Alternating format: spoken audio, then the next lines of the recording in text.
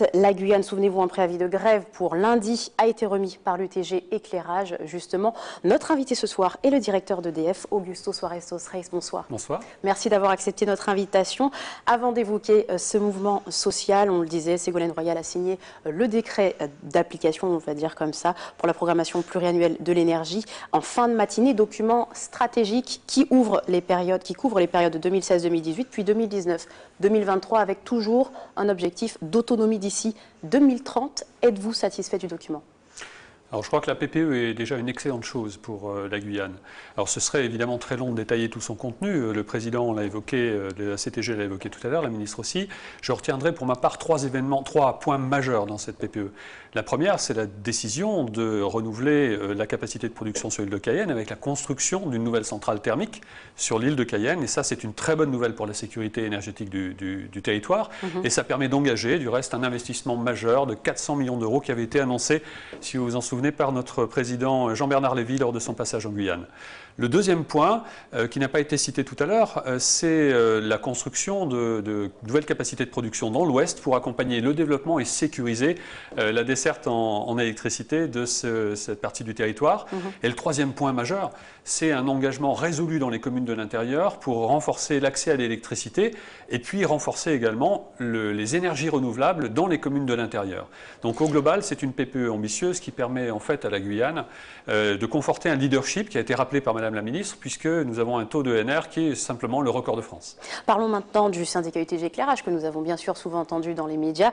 Et vous, beaucoup moins en tout cas, ils ont souvent souligné une absence de concertation pour adapter les décisions, en tout cas ce qui est prévu par la PPE adapté à la Guyane, notamment parce qu'ils sont sur le terrain. Comment justifiez-vous qu'il n'y ait pas eu suffisamment de dialogue avec les employés ? Alors, la concertation et tout le processus de la PPE était placé sous l'égide, et il est toujours du reste placé sous l'égide de l'État et de la CTG. Nous sommes à EDF, je ne suis qu'un contributeur parmi bien d'autres. Les syndicats ont été associés, l'ADEME a été associé, les communes ont été associées. Donc tout ça, je ne sais pas vous expliquer exactement ce qui justifie cette appréciation de l'UTG, mais pour ma part, j'ai assisté à des réunions où il y avait effectivement de la concertation et des participations. Alors vous commenciez à en parler tout à l'heure, la PPE doit permettre de sécuriser, renforcer l'approvisionnement énergétique pour la Guyane. La question de l'interconnexion des réseaux avec l'intérieur notamment est souvent évoquée pour éviter d'utiliser trop de groupes électrogènes, notamment dans les communes éloignées comme Maripasoula. Pourquoi ne pas l'avoir inséré dans le texte ? Vous savez, l'interconnexion, il faut s'imaginer ce que ça donne en termes de dimension. Chacun imagine et voit très bien la route qui nous sépare entre le littoral et puis Maripasoula. Pour autant, il y a vraiment des études qui sont prévues dans la PPE d'interconnexion, notamment dans l'Est. Il y a aussi entre Maripasoula et Papaichton une interconnexion qui est en chantier. Tout dépend de l'horizon qu'on se fixe. Lorsqu'on veut tout faire d'ici 2030, on est juste en absence de réalisme. Ah, selon vous, ce serait beaucoup plus loin, il faut voir plus loin que 2030. C'est-à-dire que la PPE est prévue sur le papier comme ça, mais il faut voir plus loin. L'histoire de l'électricité et de l'énergie ne s'arrête jamais. Elle va continuer bien au-delà de l'horizon de l'actuelle PPE. Il faudra sans arrêt se reposer de bonnes questions. Alors, M. Suarez dos Reis, un premier préavis de grève était donc lancé pour le 27 février. Les négociations ont tourné court. Aujourd'hui encore, vous ne parvenez pas à trouver un terrain d'entente avec les syndicats. Et donc, on a ce nouveau préavis de grève pour lundi. Quel est votre son de cloche? Qu'est-ce qui ne va pas dans ces échanges avec les syndicats? Alors d'abord, effectivement, c'est un peu paradoxal. Au moment où l'entreprise EDF dans son ensemble devait se réjouir de cette excellente nouvelle de la PPE et tout ce qu'elle comporte, notamment un champ ouvert sur une nouvelle page de l'électricité sur le territoire et des investissements majeurs qu'on entend conduire au service du territoire et de nos clients, eh bien au contraire, nous serons en train de traverser peut-être des turbulences sociales la semaine prochaine. Alors, au cours des négociations, l'UTG m'a fait part d'un certain nombre d'inquiétudes sur des points, un certain nombre de thèmes comme l'emploi, la baisse des investissements ou aussi les conditions de travail, par exemple. Soyons très clairs, sur l'emploi, nous avons un accord d'entreprise qui garantit le maintien des effectifs sur les prochaines années. Il n'y a pas de sujet autour de ça. Parce qu'il y avait effectivement des craintes sur des suppressions d'emplois avec les investissements. Mais je le dis, nous avons un maintien des emplois sur les prochaines années. Et ça, il faut s'en réjouir. Et nous allons continuer à recruter, comme nous l'avons fait, puisqu'au cours des 4 dernières années, nous avons recruté 65 jeunes Guyanais qui sont entrés dans l'entreprise EDF. Sur la question de la baisse des investissements, je vous avoue mon étonnement, parce qu'en réalité, les investissements vont être extrêmement extrêmement augmenté. Je vous parlais d'1,5 milliard d'euros autour des projets annoncés par notre président à l'occasion de sa venue. Donc on est pour le moins, on n'est même pas sur un maintien, on est sur une très forte hausse de notre engagement en matière d'investissement sur le territoire. On n'a pas connu ça depuis Petit Saut. Et puis sur les conditions de travail, c'est vrai qu'il y a des sujets à régler. On en a discuté toute la semaine. Je veux juste vous dire... Mais pas d'accord finalement. Sur ce point-là, je veux juste vous dire l'attachement que nous avons à EDF de faire en sorte que toutes les questions sur l'amélioration des conditions de travail puissent être instruites et traitées. C'est l'engagement que j'ai pris cette semaine auprès de la délégation de l'UTG. Donc qu'est-ce qui va changer? Autant, la délégation de l'UTG justement évoquait des difficultés dans l'intérieur du territoire, sur le terrain, c'est-à-dire le travail dans l'intérieur du territoire est beaucoup plus compliqué, des conditions difficiles. Et elle semble dire que vous n'entendez pas les revendications. Sont-elles infondées pour vous ou alors comment comptez-vous les régler?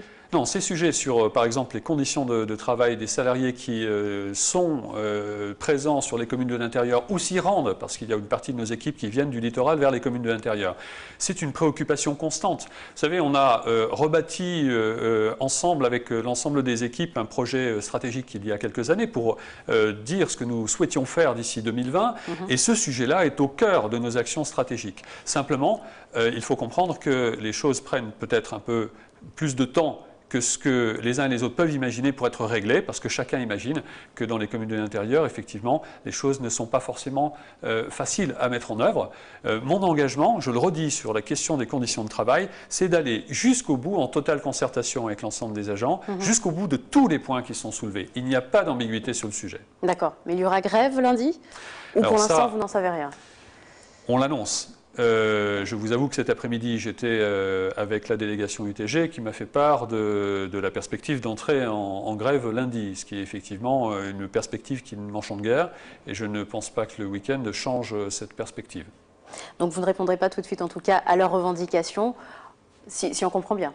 Non, le processus continue. Nous allons continuer à discuter parce que chacune des parties prenantes a vocation à trouver une solution et nous épargner un mouvement. Simplement, il faut être tous autour de la table pour pouvoir discuter et continuer à avancer. Là, pour l'instant, on me dit que l'entrée en grève se fera lundi.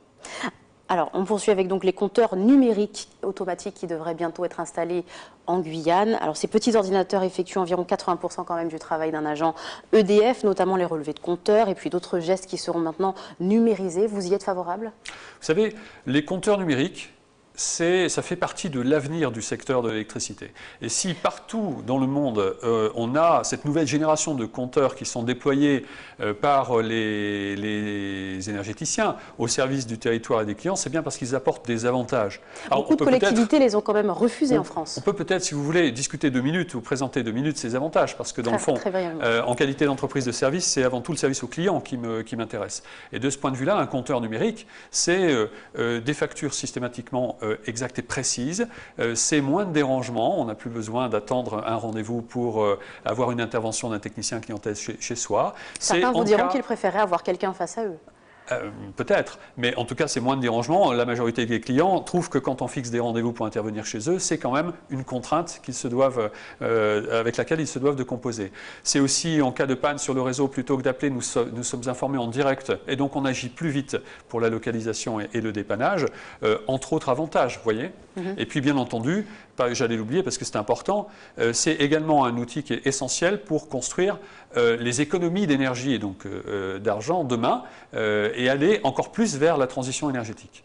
Avant de se quitter, Augusto Suárez dos Reis, quand même on voit que les grèves se succèdent toujours au sein d'EDF et puis les conflits semblent plutôt s'envenimer, que s'améliorer, s'adoucir avec le temps. D'où vient cette rupture de la communication entre vous, la direction et notamment les syndicats? Écoutez, je ne sais pas. Ce que je peux vous dire, c'est que nous sommes engagés dans un processus de transformation extrêmement important parce que l'avenir, la Guyane est un territoire en plein développement avec une très forte dynamique de développement. Et chacun des acteurs de ce territoire, dont nous faisons partie bien entendu, doit avoir conscience de cette dynamique à l'œuvre et s'adapter. Donc nous avons beaucoup de projets de transformation qui sont engagés dans à peu près tous les secteurs de l'entreprise. C'est vrai que tout projet de transformation suscite son lot d'inquiétudes, mais en qualité d'entreprises socialement responsables, nous allons faire en sorte que les choses se passent bien. Nous avons vocation à accompagner toutes les transformations au service de nos clients et du territoire. Merci d'avoir répondu à nos questions. Nous suivrons bien sûr la suite des événements si grève il y a. Bonne soirée, merci d'avoir été avec nous. Augusto Suarez dos Reis. On poursuit tout de suite.